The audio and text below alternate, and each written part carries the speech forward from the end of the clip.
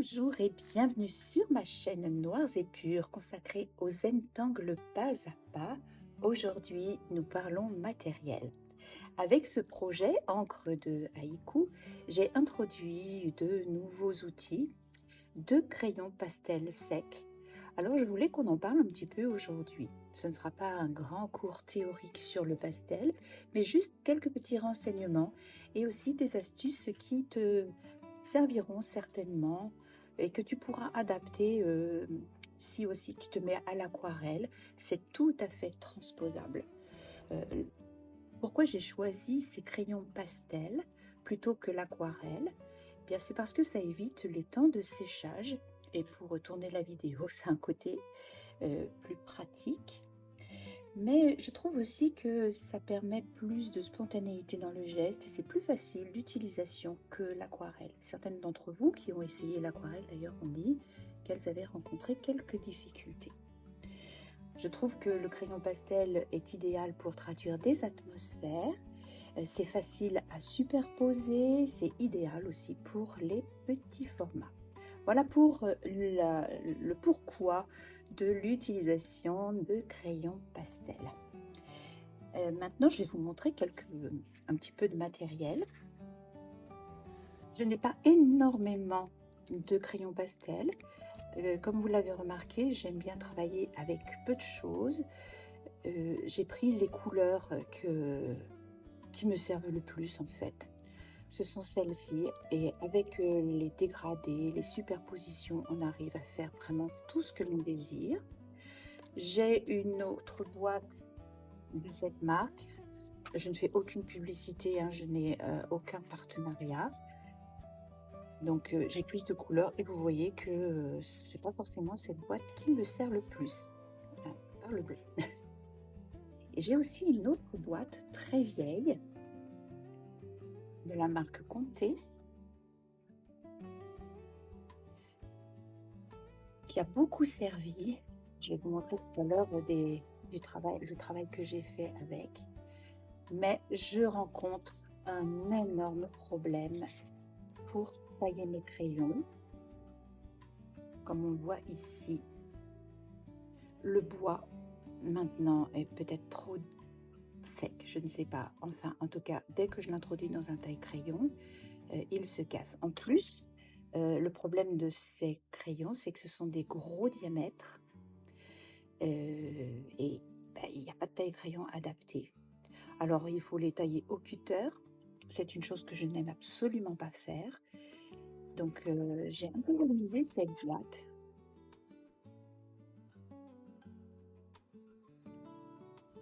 Pour le pastel, on prend un papier avec un léger grain. On a besoin d'estompes ou de tortillons de papier. Pour estomper, tu peux aussi te servir d'un coton-tige. Tu peux te servir de pinceau sec. Quelle différence y a-t-il entre un crayon de couleur et un pastel sec? Eh bien, tout réside dans l'agglomération des pigments. Dans le pastel sec, les pigments sont agglomérés avec de la gomme, alors que dans les crayons de couleur, ils sont agglomérés avec de la cire ou de l'huile. Ici, c'est la marque Prismacolor. Ce sont vraiment des crayons de couleur extraordinaires et ils sont vraiment très très gras. Alors, je vais faire ici un petit test. Quand on colorie avec ce genre de crayon de couleur, on a plus l'impression d'avoir comme un rouge à lèvres, hein, la sensation de gras. Et ici, le pastel sec.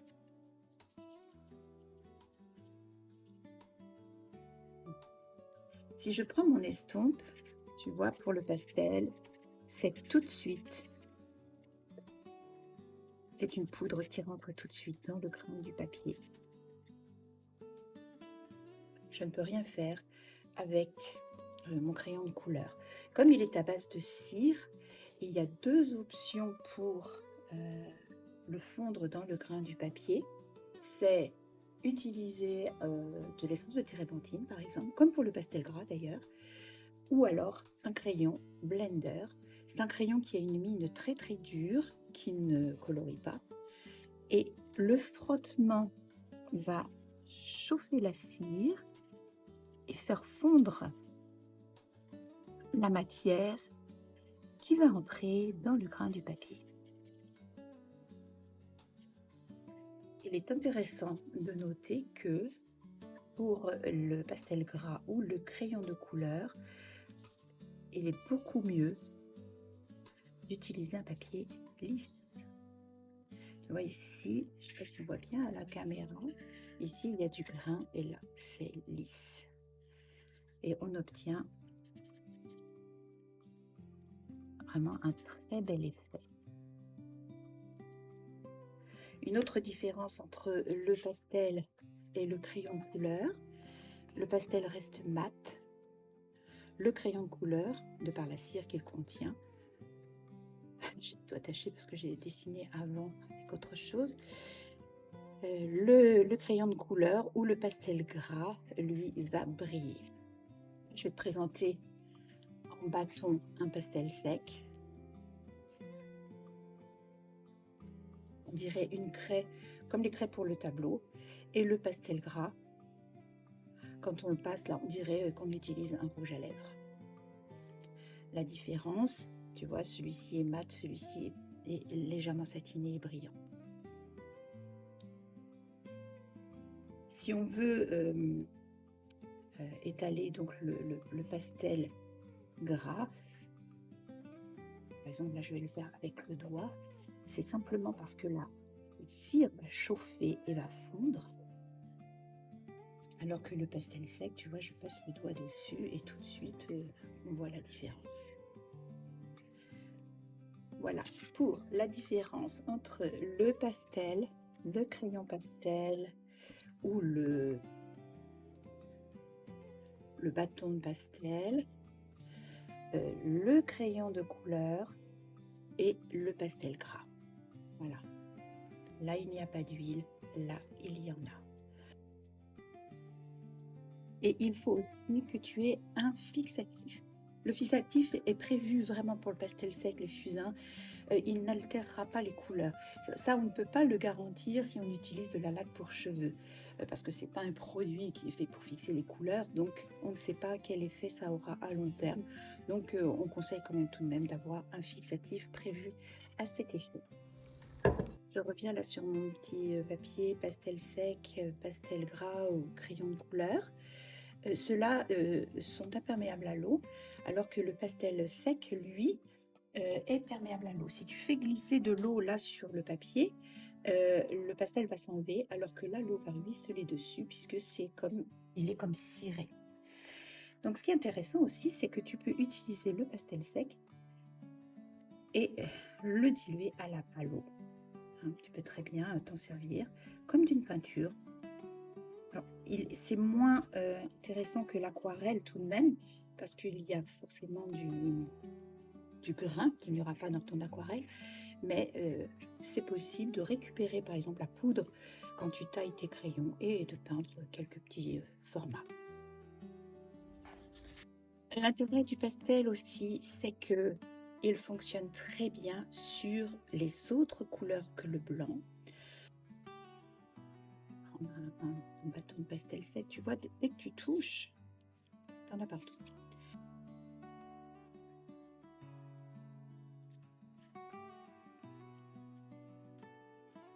Là pour le bâton de pastel, et maintenant pour le crayon.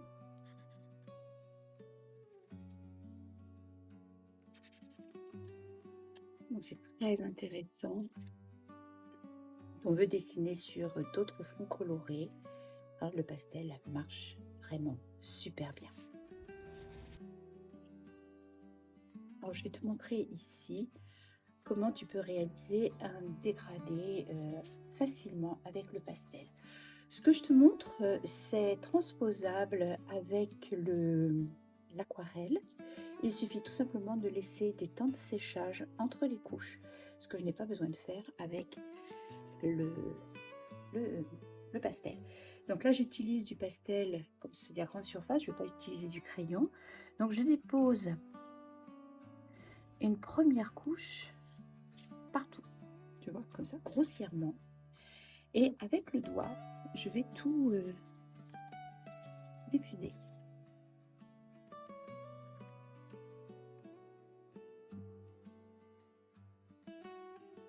Tu peux utiliser un coton si tu veux que tu mets autour de ton doigt. Moi, je ne le fais pas parce que le coton absorbe la matière et le dégradé sera beaucoup moins visible. Je soigne particulièrement celui-ci parce qu'il va rester tout seul là, maintenant. Je reprends ma craie, je repasse une couche partout.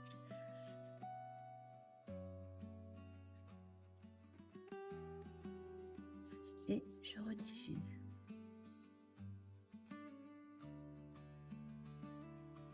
C'est sur la première. Je reprends ma craie et je repasse une couche. Et je rediffuse. Jusqu'à la saturation, là, tu vois. Je prends une autre couleur, je prends du orange. J'en mets partout.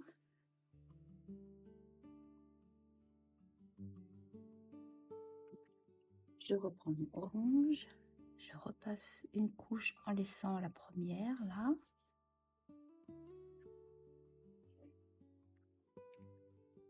Je reprends ma craie orange et je fais la dernière. Tu vois, là, jusqu'à saturation.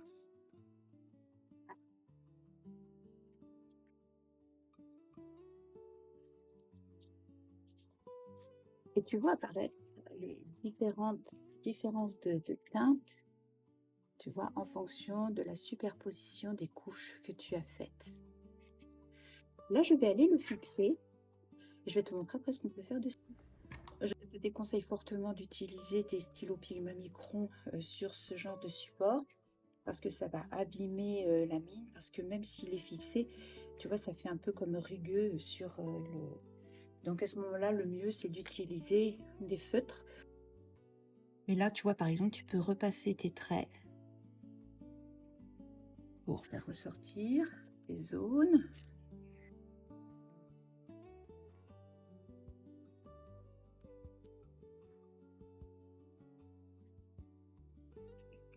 Tu peux dessiner dans tes zones avec les feutres.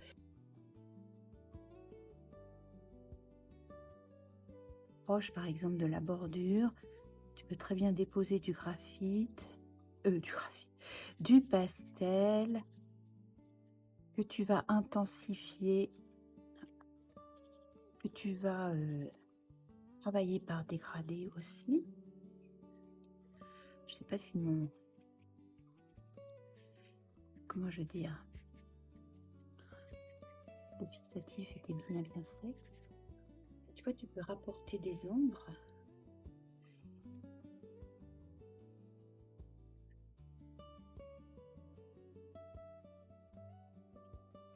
Donc, quand on utilise le crayon pastel, on l'utilise par effleurement. On tient pas son crayon comme un crayon de couleur, hein. On tient la mine vraiment. Tu sais, normalement, on devrait travailler comme ça. Malheureusement, les crayons de couleur, quand ils sont neufs, ils sont trop longs. C'est pour ça que moi, j'aime bien les crayons Zen-Tang parce qu'ils sont courts. Donc, ils nous permettent de les tenir comme ça, tu vois, pour dessiner. Ceux-là, c'est pas possible. Ils sont trop longs. Peut-être qu'ils auraient l'impression, les gens n'achèteraient pas s'ils étaient trop courts, mais pourtant, c'est quand même là qu'ils sont le plus confortables. On va pas s'attarder sur ce dessin-là, tu vois, mais c'est pour te montrer toutes les possibilités que nous avons de travail avec le pastel, que ce soit en morceaux, enfin en craie comme ça, qui est très très fragile, ou en crayon, qui nous permet d'aller après dans les détails. Je vais vous proposer un petit travail directement avec les crayons pastel. Je vais passer un premier tour.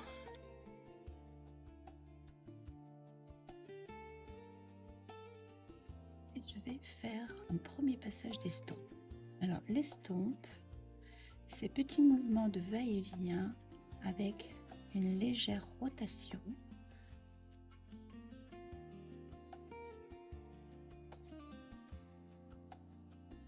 pour ancrer le pigment dans le papier et ensuite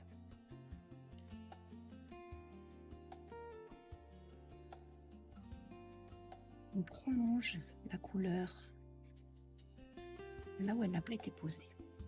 Et tu gardes une zone blanche au centre. On revient avec la couleur et là on redépose sur 1 mm à peu près.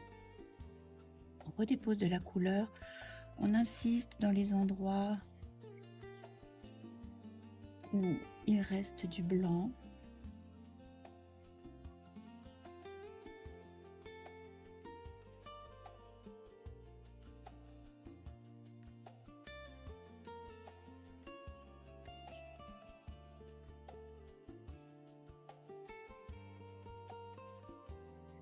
On estompe à nouveau. Quand on estompe, ça révèle la couleur. Donc c'est un moment très important. Et tu vois là ce qui se crée. Tu reviens un petit peu sur le centre sans aller dans le blanc. On commence à créer du volume. Et là, on repart à nouveau avec une couche.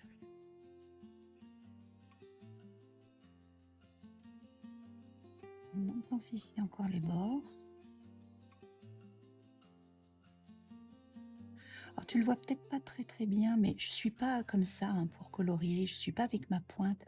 Je suis vraiment avec la mine couchée. Hein. Comme ça, je ne fais pas de traces dans mon papier. Si on colorie comme ça, d'abord on va casser sa pointe et ensuite on va vraiment faire des traces dans le papier. Ce n'est pas souhaitable. Et de nouveau, estompe tout autour et on revient vers le centre.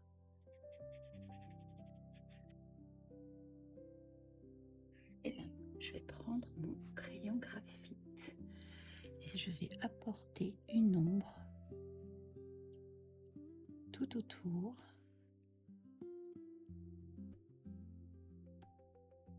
Pour creuser là, la boule, là, la perle.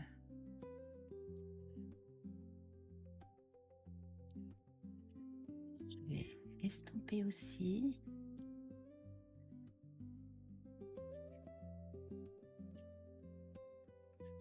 Je fais en sorte que les couleurs se fondent.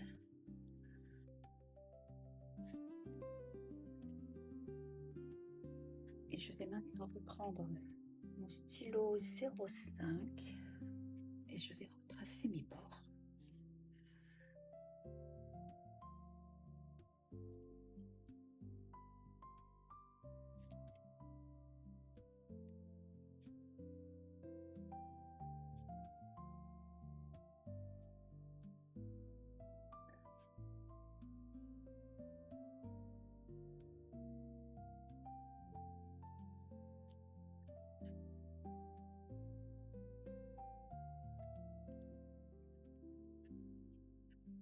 Un stylo, un Gelly Roll, en général on utilise ça. Je le montre sur mon doigt. Et oui, on a souvent les mains sales quand on travaille. Et je viens faire ici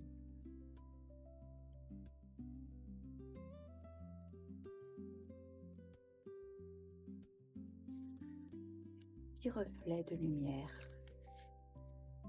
Et tu as ainsi, avec très peu de choses, fait une petite pierre précieuse. Tu as une petite crêpe branche aussi, tu peux fondre le centre. Voilà pour ce petit intermède. Voilà ce qu'on peut faire avec des pastels secs. Perles précieuses comme ça, des petites billes. Alors en général, on leur fait un ombrage pour les poser. Soit on les sertit tout autour d'autres petites perles ou alors on fait un ombrage pour les peaux bleues. Il leur donne encore plus de profondeur. Quelles sont les erreurs à éviter quand on travaille le pastel? On va reprendre un petit peu tous nos petits travaux que nous avons faits là. Donc l'erreur, c'est appuyer trop fort, tenir son crayon droit, vouloir couvrir en crayonnant. Dans ce cas-là, mieux vaut utiliser les pastels en bâton. Et l'erreur aussi, c'est d'utiliser un papier trop lisse. Si tu veux, je vais te montrer aussi encore un petit projet que je faisais beaucoup avec mes élèves, avec le pastel sec. Je prenais un morceau de papier comme ça, je leur faisais déchirer de façon à obtenir un jeu de vague, comme ça, tu vois.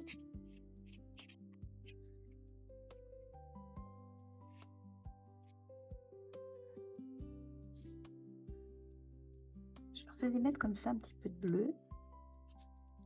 Faut y aller doucement, tu vois. Et on se posait sur la feuille, comme ceci, et on faisait un transfert. Donc perpendiculaire, mon doigt fait des traits, des allées et venues perpendiculaires, juste dans ce sens. J'appuie, je dépose, j'appuie, je dépose, j'appuie, je dépose.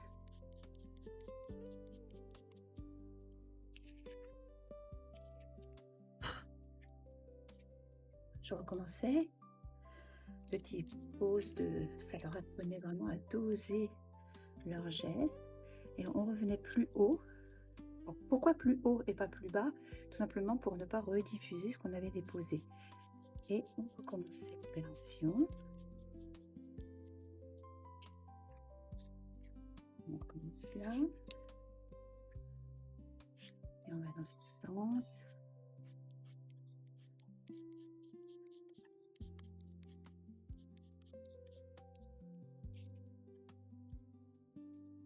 Et on peut prendre une autre couleur.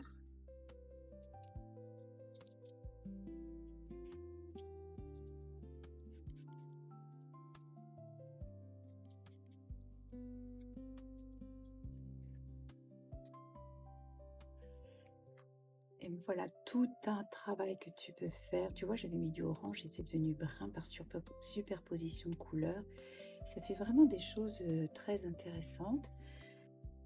En général, quand on voulait illustrer la mer, les montagnes, la forêt, tu vois, tu fais des gabarits comme ça de différentes formes et puis tu superposes et tu obtiens des volumes incroyables. Et puis par là-dessus, après tu dessines des oiseaux, tu fais un soleil, enfin voilà. Donc le pastel, c'est une grande salle de jeu. Très très grande salle de jeu. Tu peux faire énormément de choses sur différentes couleurs.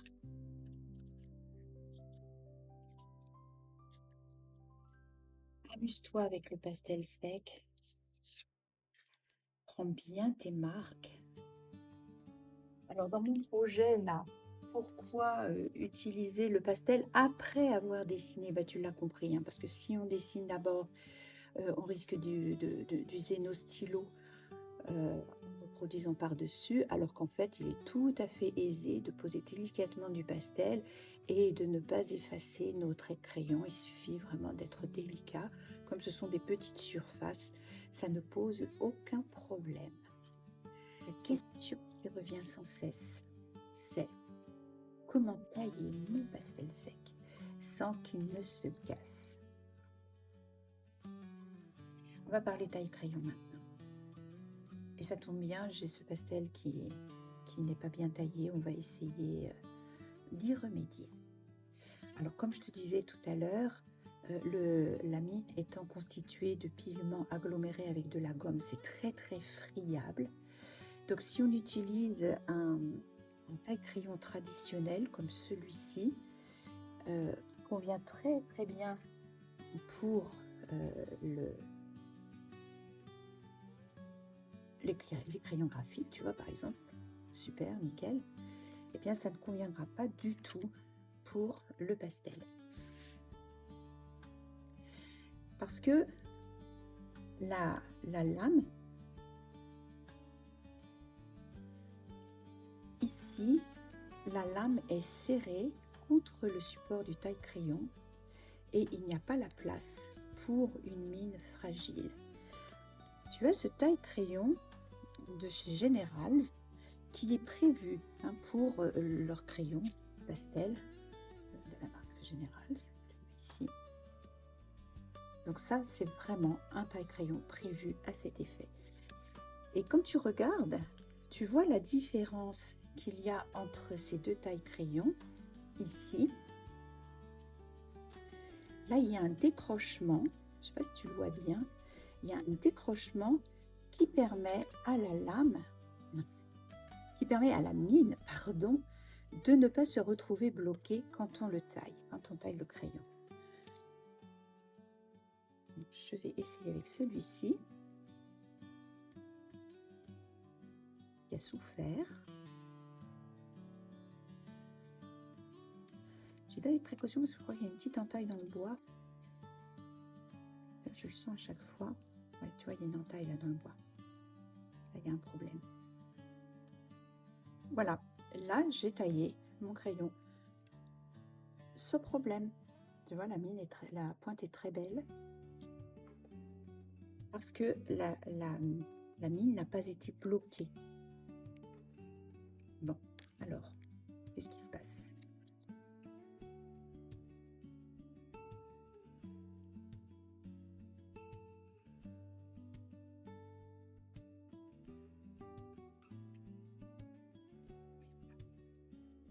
Ah, c'est bon. Parce qu'il y avait un problème dans mon crayon. Et tu vois, quand j'enfonce mon crayon, là, tu vois que la mine, elle est... Tu vois que la... Attends, je ne sais pas si on voit bien là, mais tu vois que la mine, elle est dans l'encoche qui est prévue à cet effet. Alors que si j'utilise ce taille-crayon traditionnel, il est bloqué là, donc ça casse. Celui-ci, je l'ai eu chez Cultura. Il m'a coûté 1,25 € je crois. Eh bien, il y a aussi cette encoche. Donc peut-être qu'il convient. Je vais l'essayer. Je n'ai aucune idée. Je trouve un crayon qui aurait besoin d'être taillé. Voilà, par exemple celui-ci. Crash test. On va voir.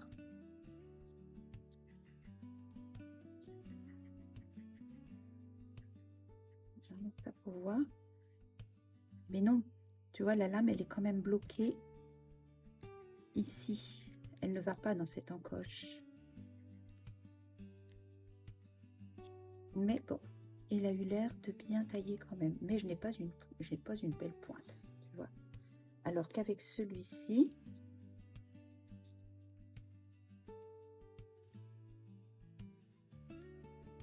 tu vois, on voit bien que la mine, elle entre dans cette encoche-là. Donc, elle est libre.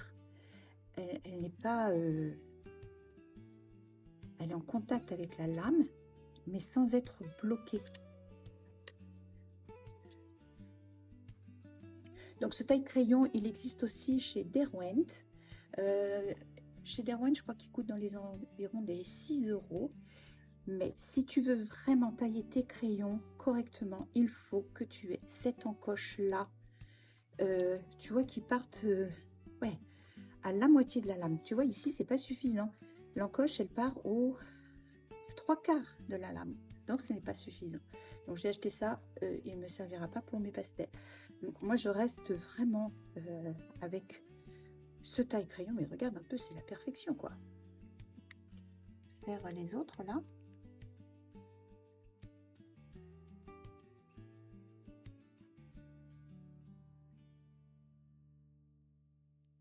Oui, il a été spécialement étudié. Et tu vois, là, ce sont des pastels de Faber-Castell. Donc, c'est pas... ça marche aussi. Hein. Et tu vois, la lame, là, elle est la lime. Oh, je vais pas y arriver. La mine, elle est libre, là, de circuler dans cette encoche. Donc, j'ai une très, très belle taille.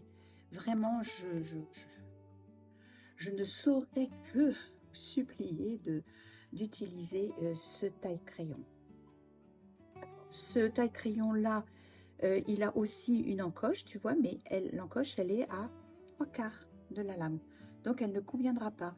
On va refaire un crash test, surtout parce que je vais utiliser mes gros crayons de la boîte Conzi.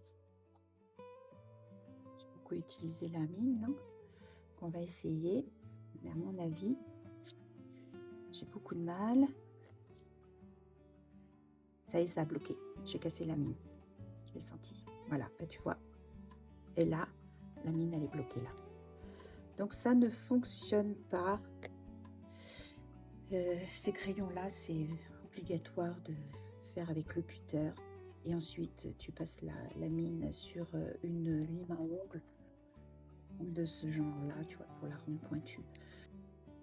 Donc, en résumé, pour les crayons ordinaires, graphite, tous ces tailles crayons conviennent.